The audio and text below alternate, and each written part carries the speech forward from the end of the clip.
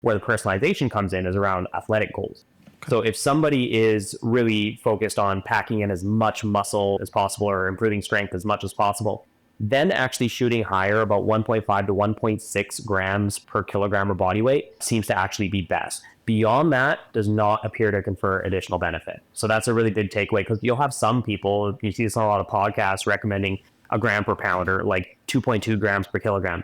There is just simply no good data to support that. Welcome to Personalized by Vitamin Lab, the show where we dive deep into the world of personalization in healthcare. I'm your host, Dr. David Dizer. Please remember that the following discussion is for educational purposes only, and is not intended to diagnose or treat any disease. Speak with your healthcare practitioner first before integrating anything that you learned today. Join us as we explore the remarkable stories, breakthroughs, and possibilities that come with the pursuit of personalized healthcare.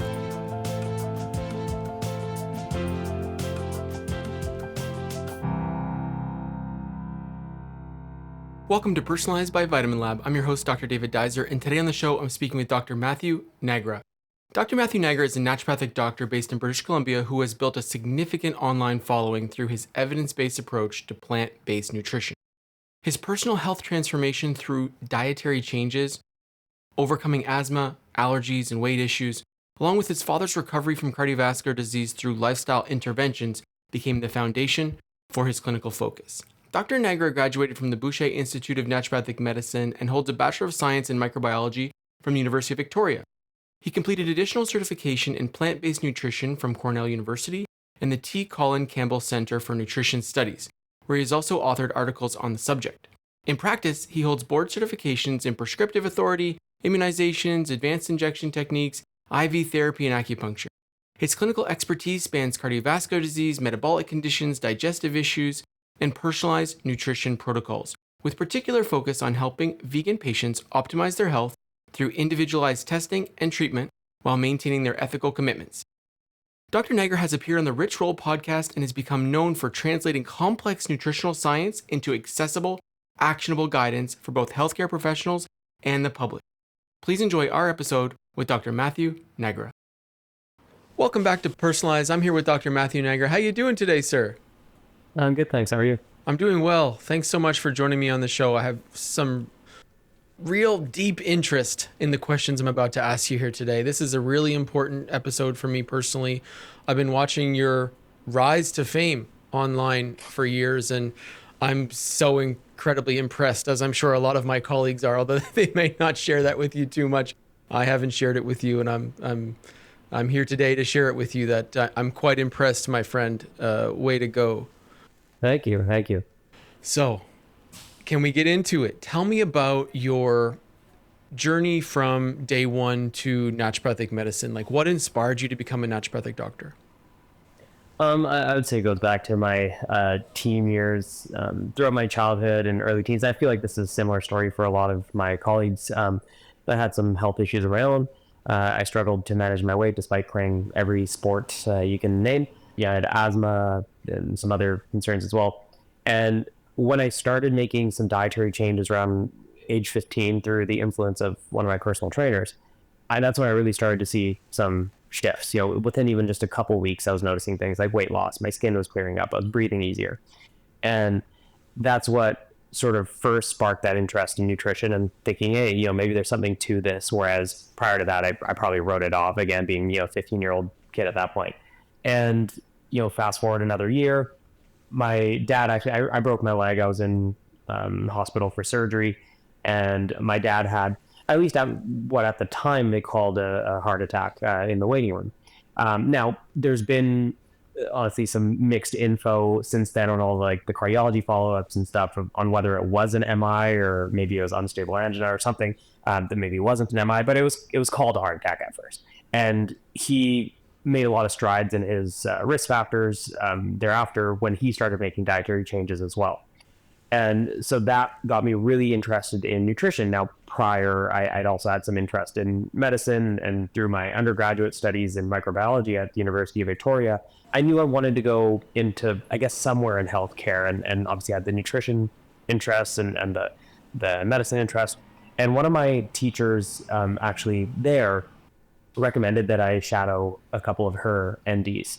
And so I did. That opened my eyes a little bit to sort of the scope and like, wow, you can actually prescribe medicine. You can do a lot of these physical therapies. Like, I'm very interested in athletics and that. So that was appealing to me. And then obviously there's a nutrition component. And I didn't necessarily know that it had that broad of a scope at the time. And so I started looking into it more. I went to do like a student for a day at the school here, just outside Vancouver. And, I spoke with other students, and that's what I guess sort of sold me on the idea of pursuing that as a career, because I kind of get to use the best of both worlds. I can use medicine and I can use the nutrition aspects. Love it. Oh my gosh. Okay, so what year were you shadowing in Victoria? It would have been somewhere around 2012, give or take. Oh my gosh. Okay. So we were shadowing people at very similar times. I shadowed two people in Victoria in 2010. And Okay. yeah, and they were like, don't do it. Funny enough. Don't become a naturopath. Yeah. I would say I had another call with someone who was like a friend of my dad's or something, who was an ND, and he kind of had a similar sentiment, or he was more driving home like, well, why, Right. are you interested in this field, and like really understanding that before, full blown recommending to pursue it. What were the nutrition changes that you made as a kid? It was just a shift towards more plant-based at the time. Now, at this point, I'm plant exclusive. I'm also vegan, like ethically. But at the time, it was more just ditching a lot of the kind of hyper palatable, high calorie, ultra processed foods, reducing meat intake. I actually eliminated dairy at that point, and made the swap to a lot more of the plant foods that you would eat in place. So I was having a lot of like smoothies, and I'd throw like protein in that and stuff, or plant protein in that. And then I, was having more of the like fruits and veggies as snacks, and not so much of the, again, high calorie, ultra processed stuff. And those are some of the like basic changes. Oh, and swapping dairy milk. For at the time, it was almond milk because that was what was most common, really. Now obviously now there's soy milk, there's oat milk, etc. But here at least, almond milk seemed to be like the go-to. So having more of that, and then obviously I've refined it over time, my approach, and it's a little bit different now, but those are the initial few changes. Oh, completely. That's really cool. Yeah, it's really cool. I was atopic triad at that time. I was asthma, allergy, and eczema all at the same time, and I was living on a dairy farm. And Oh, wow. yeah, and it was oh shoot. So when I moved away, late teens, I went to a place where I was still consuming a ton, and then early 20s finally made the switch, and atopic triad gone. Craziness, just insane benefit. My wife's a strict vegan, so she got me into it at that time. Very cool though. So you make this change super young. You notice the benefits. Then your dad goes through this thing. What is the approach with your dad at the time? Does he transition to a similar diet? Sort of like that same personal trainer who really influenced me. The reason I actually worked with him was he had a gym right next to my parents' furniture and mattress store. So it was like, my dad was obviously connected with him really well, and he had trained him, I think, prior to even me training with him. So I think it was similar influence there. I mean, it's not like today where you go on social media and there's just nutrition stuff everywhere. I mean, social media wasn't really a thing, and you'd have to go to like books and blogs and stuff. My dad was at the time, reading a lot in the books and whatnot. So he ended up making similar shifts that I did. And, over time, he also has gone like 100%. It is now that he is vegan as well. But I would say overall, pretty similar changes at the time. Very cool. When did you become 100% vegan? That was in my second term at UVic. It was in February of 2011.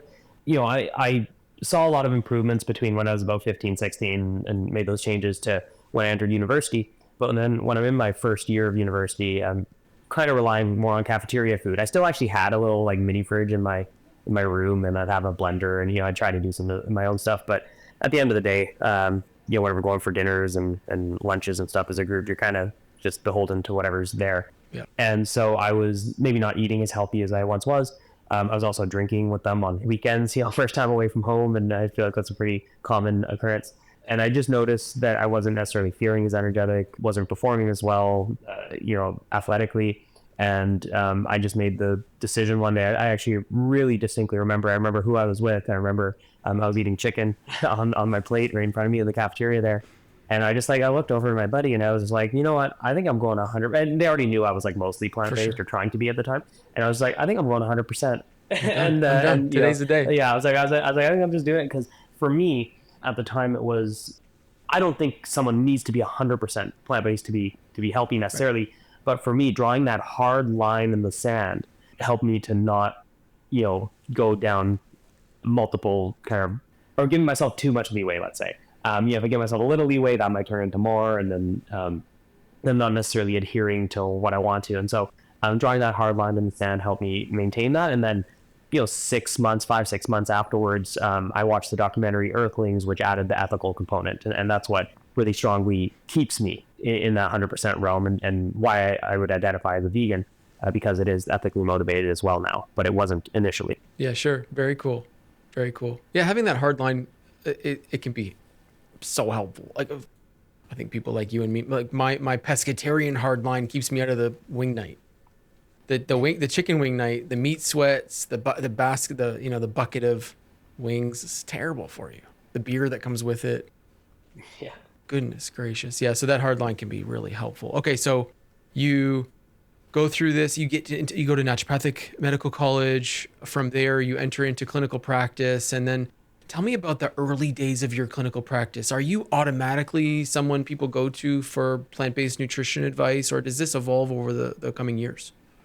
The first little bit was kind of crazy because I took a little bit of time between when I graduated and when I started practice. I actually did a little bit of travel around like Southeast Asia and India. My family's from India, but I'd never been, so it was a good opportunity, good time to go check it out. So I did a bit of travel and whatnot, and delayed that start to practice. And around that time or just after, I decided, before I finish up with all the like registration stuff and before I start practice, maybe I'll start, social media. And so I started just putting some stuff out on socials. I knew that as an ND, you are essentially an entrepreneur and you kind of have to promote your own business. And so I thought it'd be a good way to do that and to get some good, plant-based nutrition info out there. And so I started posting little bits about nutrition. And then one of my friends here in town, I didn't know her as well at the time, but we're good friends now, Erin Ireland, who has a really large following, She does. very Vancouver-based following especially. She started sharing some of my stuff. And then we have like Simon Hill, who's a well-known podcaster. He sees me through her and starts sharing my stuff. And so I sort of garnered a following pretty quickly in that first little bit. And then when I was starting a practice, Erin actually posted that I was starting practice, vegan naturopath, if you're interested, go book. And so my first week was fully booked. Nice. But it was too much. Oh yeah, for sure. Honestly, like if you think about you're coming off of, you've just been in school, you've always, especially in the practice setting, you've always had a supervisor that you could go to and ask questions about. We also did written charts when I was in school, and now we're doing electronic charts in practice. And so there was like this, I had to play around with the electronic charting software just to understand how it all worked. And then jumping into practice, and you don't have somebody to ask. You might have colleagues that you can, discuss with or whatever, but not in the moment, not per each case. And so that first week was really hectic. It was nice because after that first, 1, 2, 3 weeks, it calmed down a little bit and I could get my bearings a little bit more. But yeah, I would say right away, especially vegans who are interested in, making sure they're getting all the nutrition they need, or maybe they were dealing with a specific health issue but wanted to work with someone who's also plant-based, they were all coming to me in those early days. Vitamin Lab revolutionizes personalized supplements, empowering health practitioners to create tailored supplement formulations that address each patient's unique needs. Bring personalized health to your practice and choose from over 200 professional-grade ingredients to create vitamin formulas that improve patient adherence and result in tangible outcomes. All ingredients are sourced from the world's most trusted suppliers, and Vitamin Lab provides hands-on support to help you formulate and launch personalization to your patients. Say hello to a new era of personalized supplement solutions. Go to getvitaminlab.com/personalized to save $100 off your first formula. That's very cool. What a start. Oh, that is epic. I thought I had an epic start joining Finlandia and having some referral system built in, but you had that first week full. Yeah, it was crazy. Oh man, that's awesome. I love that. That's so great. So from that point on, does it evolve into something that's more like people looking to transition to veganism to be more healthy? Or does it look like people who are already vegan who are looking for their person? A mix. I would say Cool. there's people who are like plant forward or vegan perhaps, and maybe they have a specific health issue that they're working on, but they want to work with somebody who's plant based because maybe their past doctor had told them, hey, maybe just try eating meat. Like I hate that response, not just because I'm a vegan myself, but I think it really creates a lot of sort of cognitive or like mental struggles in an individual who's made this choice largely due to ethical reasons, and then to have their doctor really without good evidence. Oftentimes it's like, oh, you have hypothyroidism, try eating meat. Like it's stupid things like that that make no sense, because you wouldn't say that to a meat eating patient. Like why all of a sudden is that the problem? So, they've had that sort of response from someone before. And they want to work with somebody who won't say that. They've also been told their doctor or whoever they're working with that they don't want to take supplements with gelatin yet. They're being provided those. It's like there's these extra things that maybe I'll look at that someone else might not. Right. And so I have a lot of those people coming to see me. Then I have some people who are just vegan or plant-based, and they just want to make sure they're doing everything right. They don't have any major concerns right now, but they just want to make sure they don't have any gaps. Or maybe they're planning to have kids and they're interested in, what do we have to worry about through pregnancy, and how do we make sure we're getting what we need, and that sort of thing.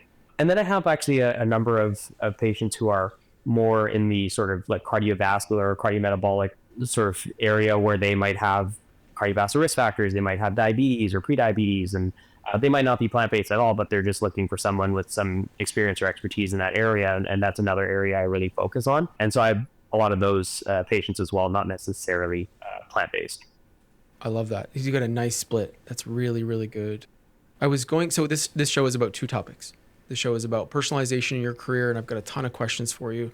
I think that will be very helpful for a lot of people in naturopathic medicine and functional medicine who are looking to build up their practices. But then we have this other side, which is personalizing your care. And you've got a really good segue here into personalizing your care. So if we could take that turn, I think that would be helpful for the audience.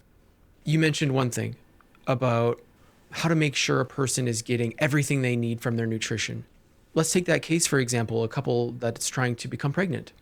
What might be some of the steps that you would take in your practice to ensure they have everything they need while following a plant-based diet? Yeah, there's a few things. For one, I would review their nutrition, like what they are eating, whether that's on a 24-hour like diet recall, or whether that's a food diary, perhaps. It depends. If they report consuming basically the same types of meals each day, we might just do a 24-hour. If it varies a lot, maybe I want a longer-term kind of view of what they're consuming.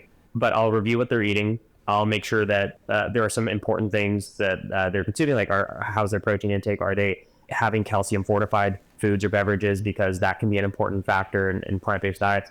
And then I'll look at like their supplementation, and obviously, do they have B12? What about vitamin D? In pregnancy, and omega-3, like a long chain EPA and DHA, which you can get from vegan sources. You can get algae-based supplements now. It doesn't have to be fish-based. So making sure that they have one of those, especially through pregnancy. Obviously, there's the folic acid with just any pregnancy, regardless of diet. You want to make sure that that's in there.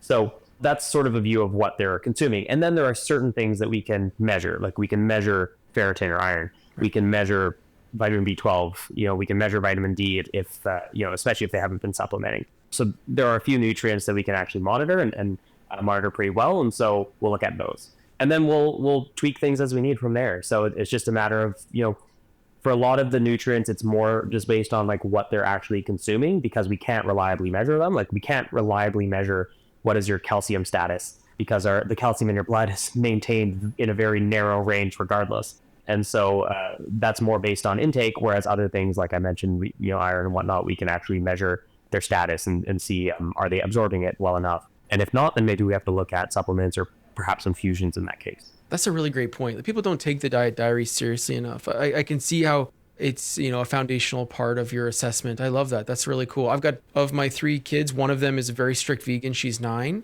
This would be an excellent case for us to review. Let's say you're talking to the dad. You mentioned B12 and vitamin D and iron, but I should do recall for calcium, I think is what I'm getting as that extra piece. That I think I'm missing that piece. Yeah, it'd be making sure that there's just adequate intake, especially for kids, because their needs are even higher than adults. Right. During the growth period. So, if they aren't having fortified beverages, like in that case, it'd be at least a couple cups, if not even 3 cups or so of a fortified milk throughout their day. 2 cups would get them about half their needs or close to half their needs, and 3 cups would put you even further. Obviously, you're still going to get roughly half of your needs through diet, typically, in the typical diet, even without fortified foods or dairy. So you want to make sure that you're covering the rest of that with a fortified beverage or a fortified tofu or something like that. Okay, that's right. A fortified tofu. She gets that. That's definite. Now I'm missing the extra beverage because she's not so into it. So what are my options here? Fortified soy. They have fortified versions of all of them, I believe. Yeah, most of the ones that you'll buy in the store will be fortified. There are a Okay. few exceptions, but soy milk is actually the only one that's explicitly recommended for kids as an alternative to dairy. Reason being is we have more data on it. It's been consumed for very long periods of time in parts of Asia. Nutritional profile is very comparable to dairy milk, again, provided it's fortified. Actually, the macronutrient profile is even closer to breast milk than dairy milk is.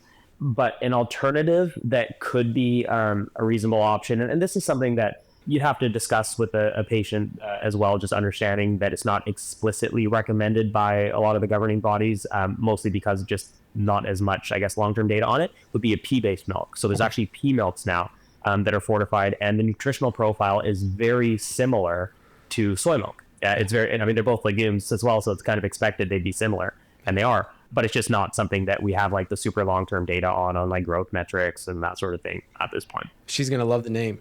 If I go home and say, you have to Pea drink milk, this pea yeah. milk, she's going to love that. That's going to be great. Okay, I'm going with the pea milk. Okay, that'll be good. Okay, so this is the type of personalization that I think is really helpful for people to hear about, because you think about in nutrition programming, pretty much everyone right now is macronutrient that I tune into, macronutrient focus on the protein side. And folks, I see Matthew in the gym. This boy has the muscle. You go on podcasts, you post on social media about protein intake and about how easy it is to get the aminos from plants and how it's possible for literally everyone to do this. And then you prove it with your own health and you maintain a high level of muscle mass. Going to the gym where I happen to have a clinic, I saw you there the other day and I was like, I think I know that guy. I think that's the guy I'm talking to next week. The muscle is there. You can make this muscle from plant-based protein. So let's take these two cases who are both vegans. Mom and dad trying to have baby and my 9-year-old daughter. What is the protein approach that's personalized for these groups of people that we should be considering? Well, like let's say they're eating plant exclusive. Really, a really good target for pretty much everybody. So this would cover needs for pretty much every life stage. Barring maybe really young, just because of their weight is so low. But would be 1.2-ish grams per kilogram of body weight. So that's a really solid target that surpasses, the recommendations that are now made by a lot of protein experts for elderly individuals. It's also the amounts roughly that are associated with lower risks of cardiovascular disease in older age, with healthy aging, and it would actually surpass even the RDA for pregnancy. I would say the RDA itself for otherwise healthy adults of 0.8 grams per kilogram of body weight is fine for like really just covering your bases, but there seems to be benefit to going higher. And that would be around that 1.2 mark. So I just suggest that as almost a blanket. It's not even all that personalized. Now, where the personalization comes in is around athletic goals. So if somebody is really focused on packing in as much muscle as possible or improving strength as much as possible, then actually shooting higher, about 1.5 to 1.6 grams per kilogram of body weight, seems to actually be best. Beyond that, does not appear to confer additional benefit. So that's a really big takeaway, because you'll have some people, you see this on a lot of podcasts, recommending a gram per pound or like 2.2 grams per kilogram. There is just simply no good data to support that. In the data that there is, maybe there's some in cases of cutting weight. So if you're trying to drop weight, eating a calorie deficit and trying to hold on to more muscle, there's some data supporting that, but even that's kind of debated at this point. Mm-hmm. But if you're just looking to gain muscle and strength, there's really no benefit to going that high. No need at all. Okay, that's really good to know. So let's dial in on the 9-year-old. Okay, so she is 60 pounds and 62. So, 30 kg. And she trains every day, a lot of kids around here do, doing all sorts of different sports every single day, but also growing. So we're talking about somewhere between 1.2 grams per kg and 1.6 grams per kg, but doesn't need to be higher than that. So this is 40, 50 grams of protein. 45, 50, yeah. It's really not a lot. What would be a nice structure considering the amino acid profile? I guess maybe this is my next question, and this is where I wanted to go with this is, do you take into consideration amino acid profiles when you're making custom programs for people? And well, I guess maybe answer that one first and give me your thoughts on it.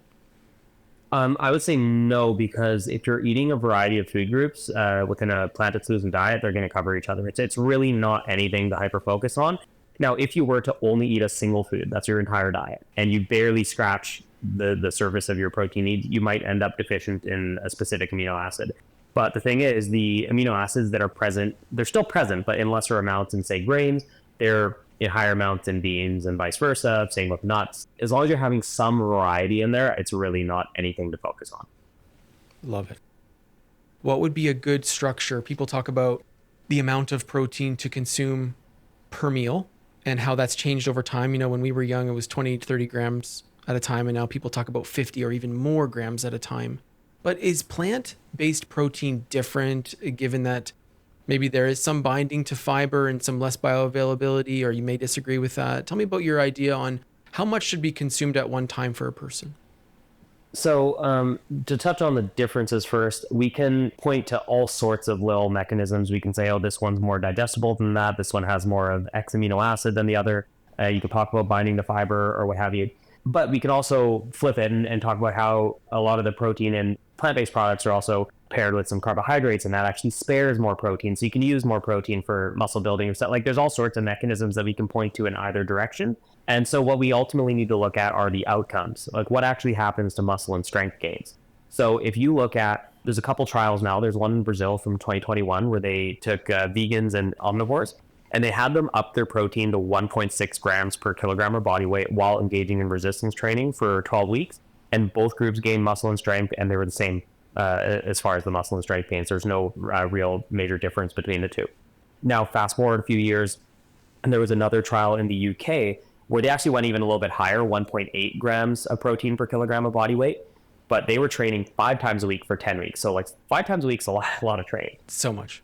Yeah, and so they were training pretty hard and pretty frequently. And again, both groups had similar muscle and strength gains. There's actually a couple markers where the vegan group trended a little bit higher, and there were one or two where the omnivore group trended a little higher, but they weren't statistically significant either way. So I mean, there's not really much to write home about. But the kind of take home is, if you're consuming those amounts of protein, the amounts that are recommended, at least 1.6 grams per kilogram for strength and muscle, there just doesn't seem to be any difference between the two, whether it's from plant or animal. So I would not pay attention to that.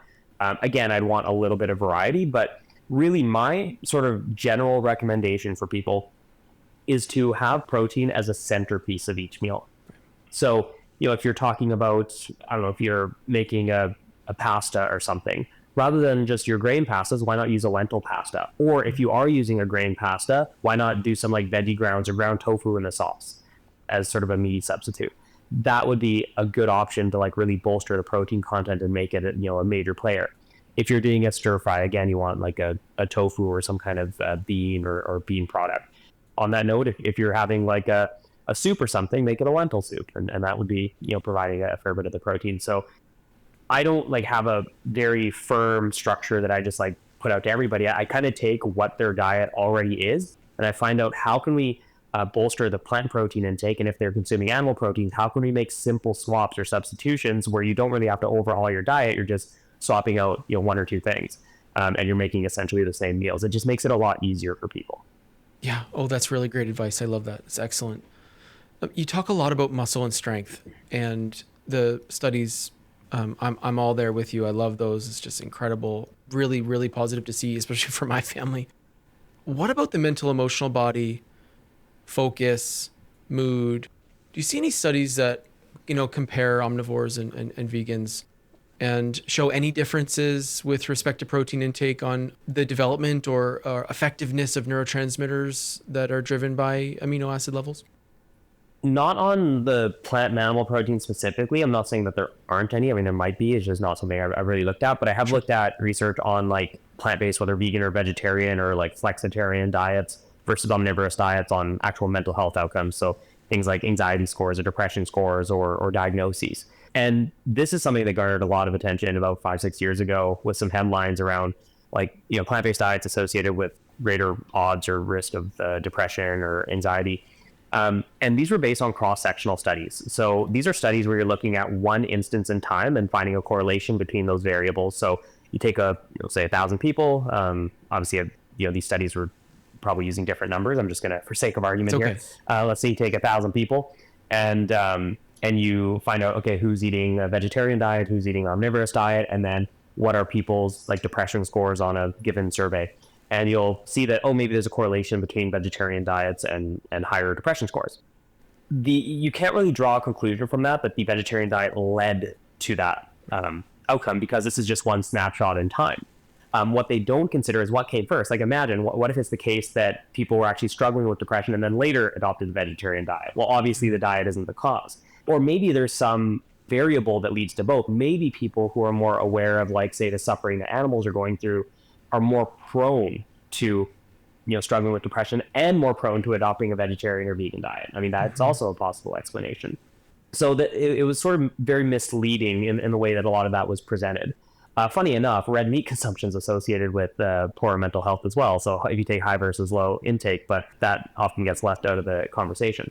What is interesting about that data is even when you separate when you look at vegetarians as a whole, you might find that association. But when you separate flexitarians, so these are like, mostly vegetarians who will have meat maybe once or twice a week kind of thing, and then vegetarians and then vegans, the association seems very specific to those flexitarians or semi-vegetarians, not to the vegetarians or vegans. There's not a significant increase there. So even if we were to grant those findings, it doesn't seem to apply to the vegans, where it's just more of a neutral.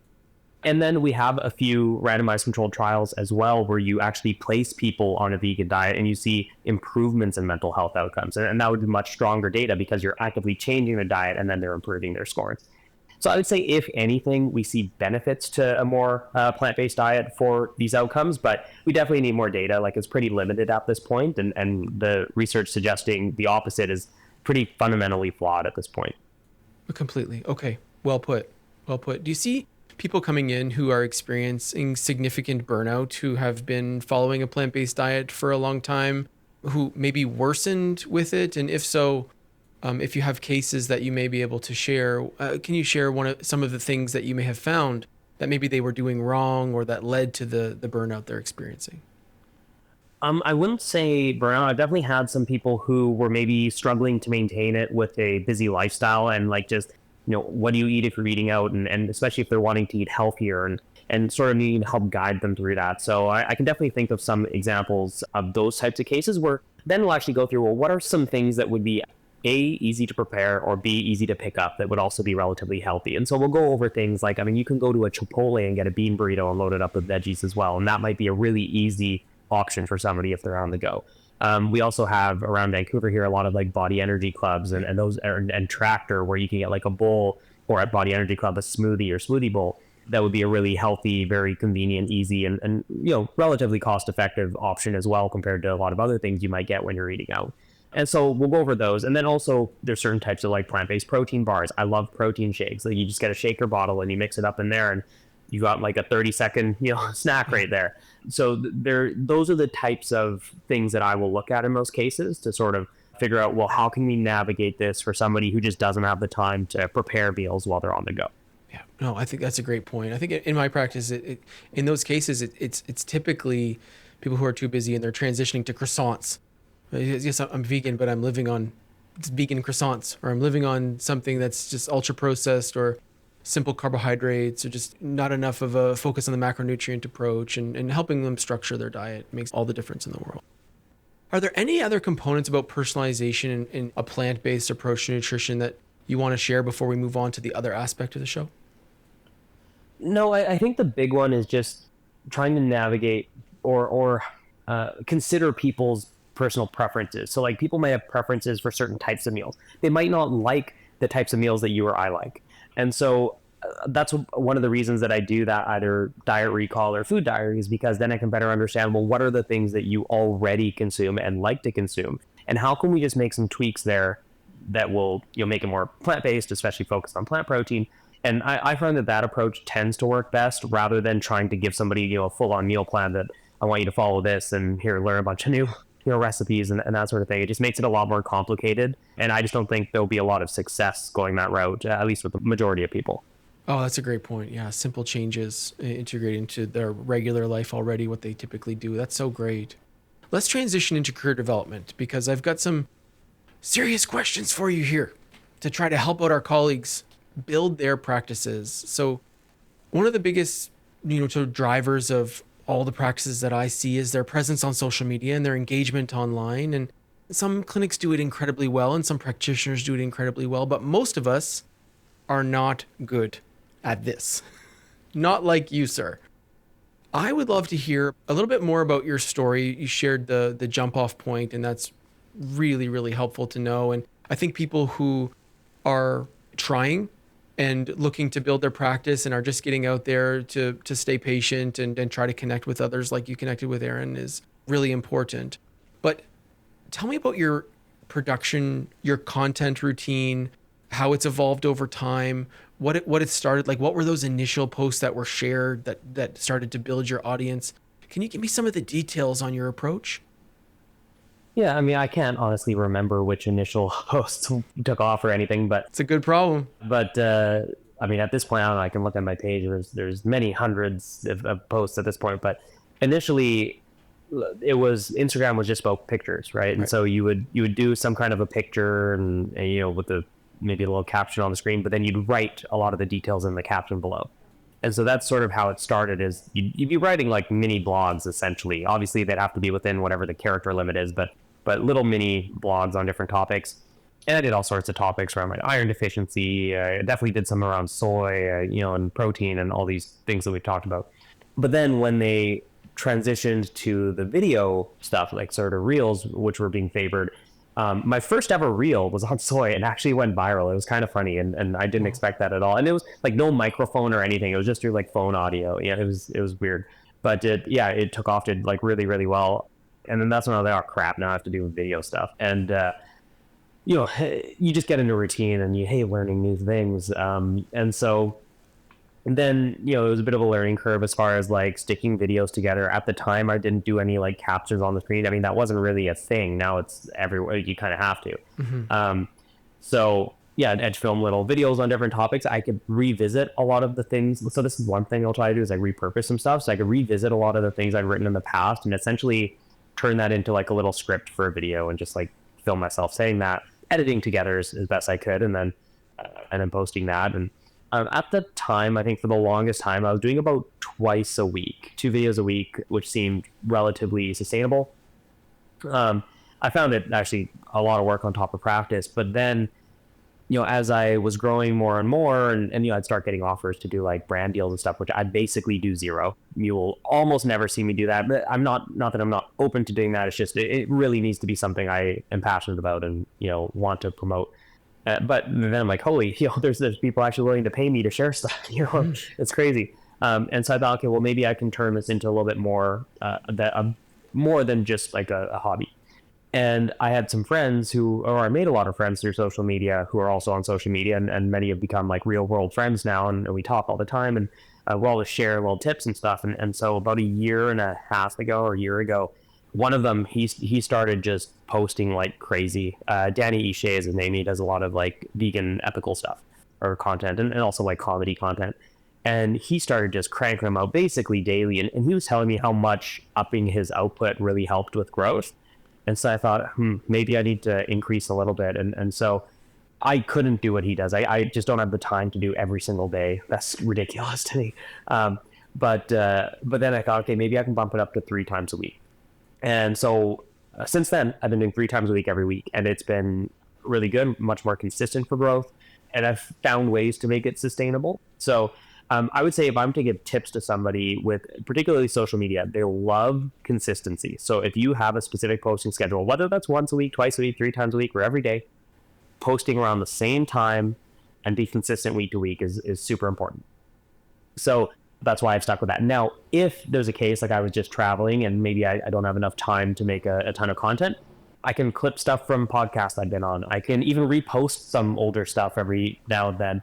There are ways to sort of fill those gaps as well, but one thing I really try not to do is to let one of those scheduled posts that I normally do go by without posting, just because that ends up hurting the algorithm. So that's a really big part of it. But then at the same time, I don't want to compromise on quality. So that's why if I'm going to, post quote unquote filler stuff, I'll still make it like a good clip from a podcast, or I'll make it an old post that did really well or something like that. So those are just like a few things that I've sort of learned over time. And fortunately, it's led to a lot of cool opportunities. Like I've been on some really big podcasts because of it. I'm being asked to speak at all sorts of conferences now. And I've actually lined up, I think, 4 of them for next year already. Good for you. One of them is actually geared towards like dietitian influencers, like people on social media who are dietitians. And like, I think that's really cool. So like talking about communications and stuff. And then some are actually more just on the like medical nutrition side of things. But, a lot of things have sort of opened up, because of this outside of practice. And then, of course, it drives traffic to my practice as well. So a lot of people find me through social media now.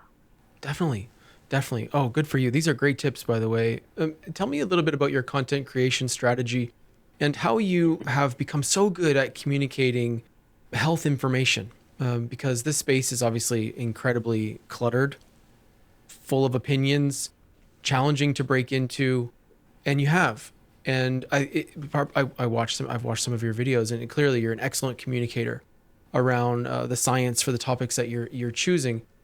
How do you choose the topics? How do you structure your content? Is there a flow that you have? Is there a hook structure? Is there a general theme for the way that you post? Give me some of the details if you don't mind. Yeah. So one of the most important things to consider with social media content is that a lot of the algorithms, as far as I know, again, these change all the time, but as far as I know, a lot of them will favor, videos that hook people within the first few seconds. So like if people are clicking off your video in those first few seconds, you get sort of downgraded and it won't reach as many people. And what I used to do was I would just make videos of me summarizing the latest research on a given topic or like a new study that came out. And those were fine and they were interesting and they got some traction. But what ended up doing really well was now I do a lot of these response videos where I'll show a clip of somebody saying something hugely ridiculous and then I'll reply to it. And I'm sort of using their own clickbait, right? Because I don't want to be the clickbait guy. I don't want to be the one, saying these really alarmist things, but I'm letting them say it, which hooks people in, and then I respond to it. And so I don't have to be the bad guy in that sense. And it just grabs the attention. So that's something that I think is finding a way to have, something that really grabs attention in those first few seconds. And it doesn't have to be the way that I do it. Like you could say something like, oh, the truth about soy milk or something like that. And that might be attention grabbing to a degree. And then obviously you elaborate on what that is. But just having something that grabs attention in the beginning versus today I'm going to talk about this new study that, it's just not as maybe intriguing. So now as far as like content, honestly, people just send me stuff all the time. When we got this point, people just send me stuff and they're like, oh, you should reply to this. I can't even get to a fraction of them. Wow. So I get a lot of stuff that way. A lot of them I just won't reply to because either their videos are just too long and I don't know how to boil that down into a short clip. Because again, you want to try to keep it, for reels within 3 minutes, but ideally within 90 seconds if you can. That's even better. So I can't touch on everything. And then there's, certain times where there might be, even if it's an older post or something that people aren't necessarily talking about, I come across and I think, oh, that'd make a really good topic. Or if there's something really like groundbreaking or a new study that I think is really important and will grab headlines, I can talk about those. Like I don't just not talk about new research like that. And in fact, the U.S. dietary guidelines should be right around the corner, and I'm sure we're going to talk about those. I bet you are. Yeah, so there are other things that I know will grab attention that are worth talking about. So that's sort of how I pick and choose topics, I guess. And then as far as the strategy to producing content, I would say once I have the clip, I kind of think of how I'm going to respond. I'll write up a little, a couple paragraph script, so to speak, on like what I might say. And then I film it and I edit it all myself. I've gotten it to a point that if it's a topic I'm really familiar with and I don't have to do a lot of additional research, like I can crop or cut the video I'm responding to, film myself, put it together, edited and scheduled for a post like in an hour.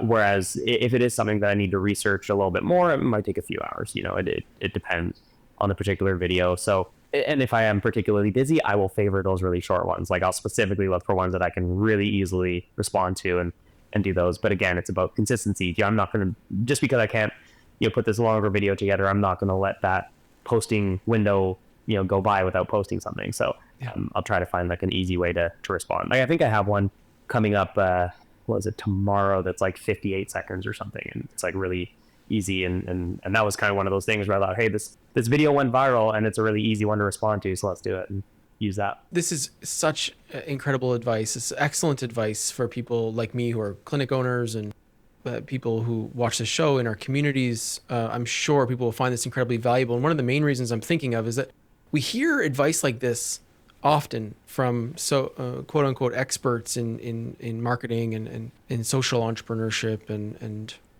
we don't know them. You're in our profession. You're saying it's important to be consistent 2 times a week. You've built a huge following just doing that. And the one thing, your content is excellent, but this idea of having other people's hooks is insanely awesome. I know you didn't get big because of that. You didn't get big because of that. No, I started to do that more recently, but it does really well. Yeah, that's an excellent idea, though. That's an awesome idea, to not have to do corny, cringy hooks to get people interested in the first few seconds. What a great idea. How do you manage some of the nuance with your communication? So I know in nutrition science, there's a ton of nuance, and you've shared some of that on the show today, talking about the mental emotional body and studies that showed, the opposite of what we would expect. And then how do you navigate that in the social media world? Do you have strategies, or how do you think around that? Yeah, I try to be very careful about, like, I don't ever want to be one of those people that replies to a comment saying, oh, for the full picture, listen to the, hour-long podcast or whatever. You get that a lot, where someone will put up a clip that it's just clearly very misleading or out of context or lacking nuance, and maybe someone will comment on it and be like, oh, but what about this? And I'm like, oh, watch the full, hour. I don't want to do that. So if there's a topic that really I can't do justice to in that 3-minute time frame, again, ideally less, but we'll say maximum 3 minutes, I just won't make a video on that topic. I might talk about it on a podcast instead, but I'm not going to make a video where it's going to require people to do homework. I think that's unreasonable and should not be expected. And I think to be responsible with our messaging, we need to make sure that people are getting what they need in what we're putting out. And there's a lot of people in the keto and carnivore space in particular who I see do this all the time. And, they'll often reply like, oh, just watch the full thing, to drag traffic to their own stuff, I guess. So yeah, I don't like doing that.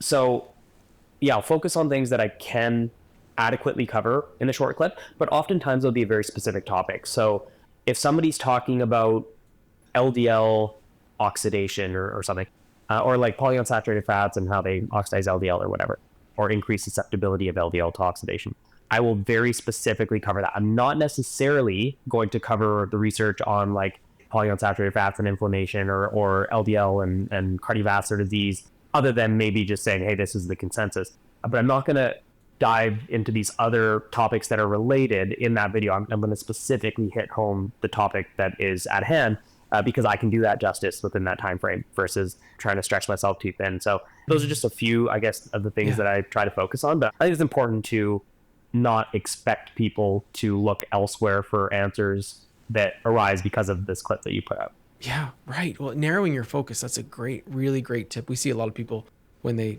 start posting, it's just seems cluttered. You don't know what the point of it is. Dialing that down, I think, is great advice. That's excellent. Do you ever get significant pushback on your videos, or do the people that you're commenting on, do they ever reach out? Is there some conflict there? Sometimes, yeah. I get some people on every video, but as far as the actual people I'm responding to, sometimes they respond, sometimes they don't. Let them do what they want. I have no problem engaging with them and debating them on anything. Like, I've actually offered to debate a lot of people, and the vast majority of them will not be willing to. So that's sad. That's on them. Yeah, I've debated people. I've debated Anthony Chafee, nicknamed Carnivore.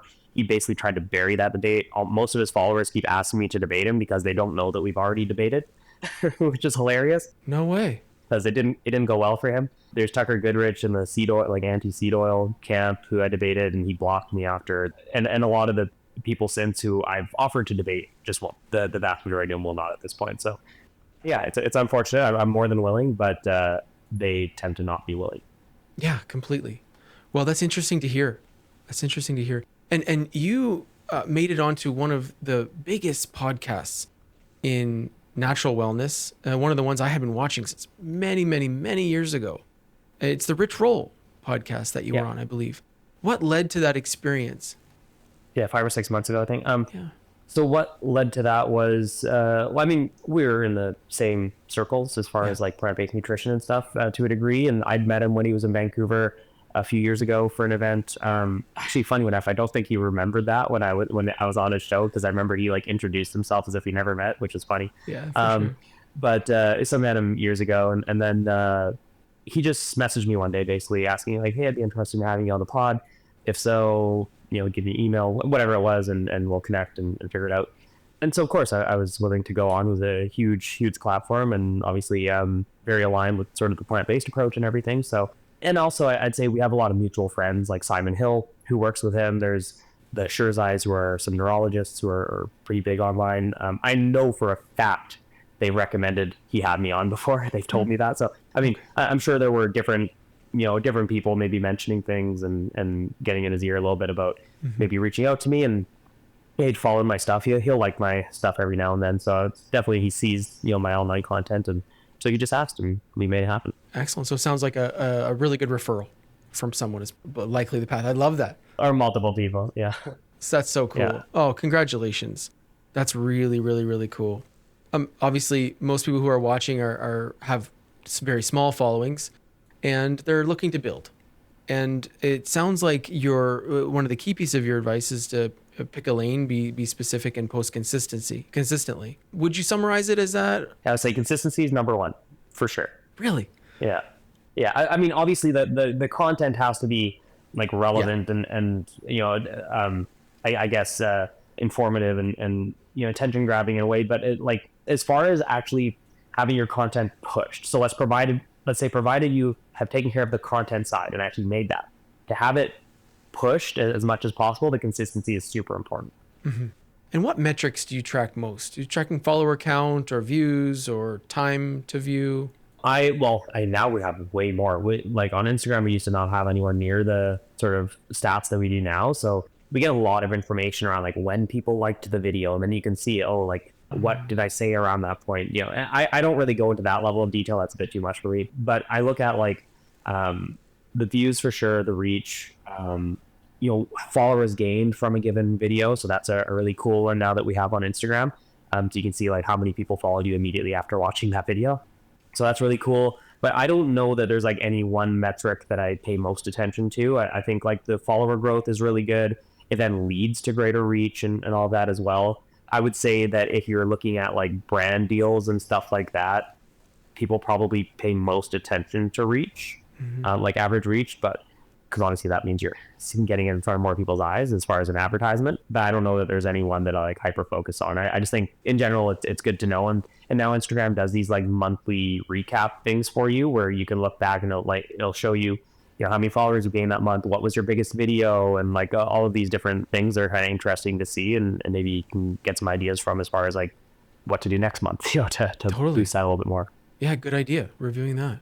Do you see any topics within our world, within naturopathic medicine or system-based approach or root cause approach, that are primed to be disrupted online? Any spaces where there isn't someone who is positioned or anything that's up for the taking? I don't know, to be honest. I feel like I'm just so plugged into the nutrition space at this point, as far as like it's not just that I only follow that content. I follow a wide variety, but like everyone in my social space online really talks about nutrition and to a degree certain medicines like GLP-1 agonists and whatnot. So I tend to just get that stuff all the time. And like I mean social media is so big that like my partner has a completely different feed as far as like what gets promoted to her. She looks at mine and gets bored, because it's just like nerdy stuff, or soccer. There's a lot of soccer videos, but then like for her it's like animals and knitting and like also it's just different. So I'm sure there are a lot of areas that are sort of up for grabs, or maybe some that are really popping off right now, but I couldn't tell you because I don't follow a lot of those other things. I'm very, again, it comes back to the whole idea of like, this is my area that I am most well known for, and two, I would say most knowledgeable about, that I can talk about the most, and I feel most confident talking about. So that's why I do that. Yeah. Zone of genius. But I'm sure there like you sort of have to find what it is that I guess you would be a good communicator for, and then take advantage of that. Makes sense. Makes absolute sense. And you don't have a team? Do you still not have a team? Are you doing all of this yourself? No, I do everything is myself. Yeah, I do all the Wow. research, I do all the writing, I do all the editing, I do all of it. Good for you. Oh, that's great to hear as well, because so many of us feel limited by the not having a team, for example. But look what you've done without. Yeah, I mean, once you get into a bit of a routine, it doesn't take that. Like I said, there are certain videos and things that I can make pretty quickly, and I'll often like on my days off. For example, I often spend like the earlier part of the day, the mornings, going over like content stuff or emails or like this podcast and things, and so I just try to use that time very efficiently to either and throughout the week I'm gathering content. So I have my professional account and I have my personal account. Whenever I come across a video, I send it to the opposite account. So my whole chat between the two is just these videos that I've saved essentially. Smart. And so I can scroll through it and be like, oh yeah, I haven't replied to that one yet. Let's do that. Or, so I sort of keep a log of different things throughout the week. And then when it comes to those, days where I might be able to record stuff, or maybe I have a patient cancellation or I have a gap in my schedule, I'll do it at the clinic. I find ways to make some time to put some content together. Good for you. Good for you. Well, listen, Dr. Nagra, I just love this conversation. I learned a lot from you, and I'm really pleased to chat with you about this. And I hope that our viewership appreciates the content that you've shared here today, because I really do think it's invaluable. It's awesome. Thanks. Yeah, I hope it can help. And I would say I'm certainly not the expert when it comes to social media or anything, but I found things that work well for me, and I've done some digging into what tends to be promoted most in the algorithm and all that sort of thing. So yeah, just relaying what I've discovered so far. Well, I think it's really great for our profession to have someone take off like you. So I'm really pleased to see that. Where can people find you? What is your social handle? Tell me a bit about your places online where people can look. Yeah, so I'm definitely most active on Instagram. I post the videos across different social channels, but Instagram's where I'm like most active, replying to like comments and DMs and stuff like that. It's at Dr. Matthew Nagra, so Dr. Nagra. I'm on the other channels, TikTok, X, YouTube, Facebook, all of that, where I just like cross post mostly the same videos. So you can check me out there as well. Excellent. Thanks so much. Well, I really appreciate your time. Again, thanks so much for coming on the show. Really happy to speak with you. No problem. I hope that's helpful to people. Excellent. Okay, we'll talk again soon. Thanks so much. Bye-bye. Bye. Thanks for joining us for today's discussion. What about today's podcast resonated with you? Be sure to tag at Dr. David Dizer and at Get Vitamin Lab. If you're learning from and enjoying this podcast, please let us know by subscribing to our YouTube channel and follow the show on Spotify and Apple. And don't forget to leave us a review. It's the best way to support our podcast, and it helps others find us. To learn more or book a demo to explore what personalization could do for your practice, please go to www.getvitaminlab.com/personalized.